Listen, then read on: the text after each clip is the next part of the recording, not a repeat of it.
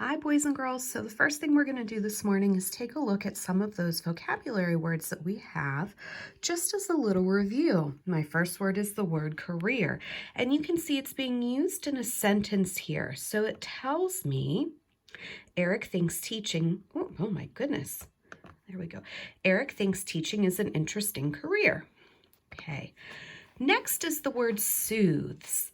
An ice pack will soothe your sore ankle. Remember, something that soothes is something that makes you feel better. Advice. The coach gave Sam advice on how to be a better soccer player.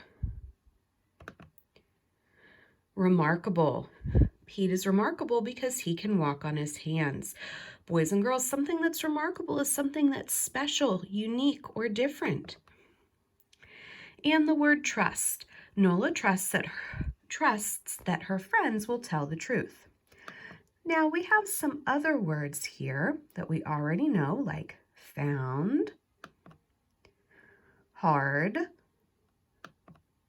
near, woman, oh my, and the word would, okay. The word right,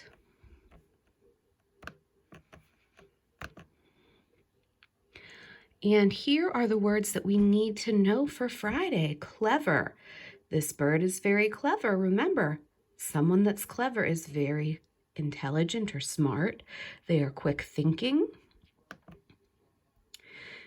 And the word signal. The trainer gives a signal telling the dog to stay. So a signal could be a sign to let us know how to do something.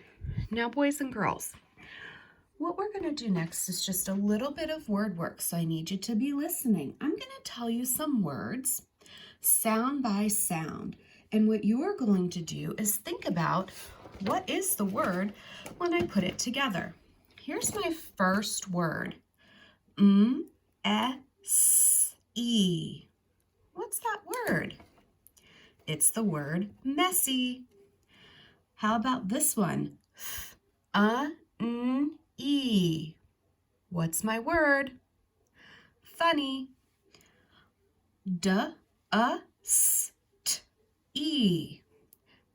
Dusty is what I'm looking for. Here's the last one. F-I-S-H-E. If you said fishy, then you are right.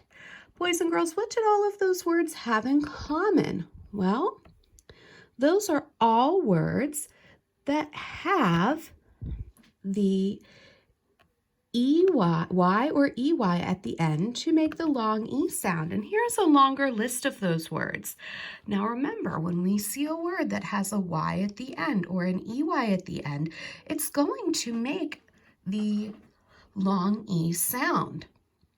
So words like baby, funny, really, all have a Y. That Y sounds like an E. Same thing with key, honey, valley, and volley. All of those words end with an EY. When I see my EY, it lets me know that I need to be making that long E sound.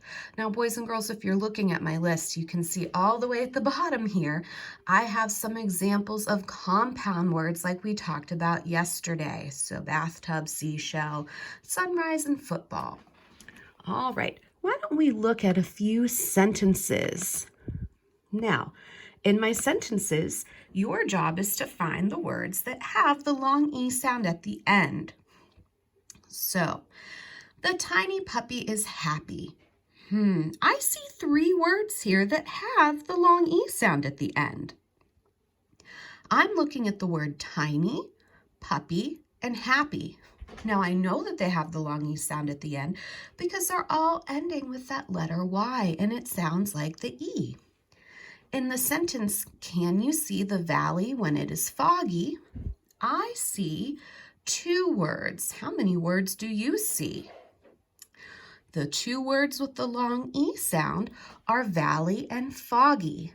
Valley ends with EY, foggy ends with just a Y, so I know that those words have the long E at the end.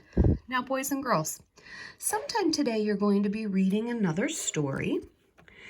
And the story that you're going to be looking at is titled Coco and Penny. As you're reading Coco and Penny, I want you to be thinking about how do people work with animals, okay? And you're going to find out how Coco and Penny can work together. Now, boys and girls, I'd also like you to be thinking about what happens first, second, third, fourth. What's the order of the events in this story, or what is the sequence of the events? Now, when you're done reading, I'd like you to come back, and there's going to be another little video for you here on my website to talk about the order of the events in Coco and Penny. I hope you enjoy the story.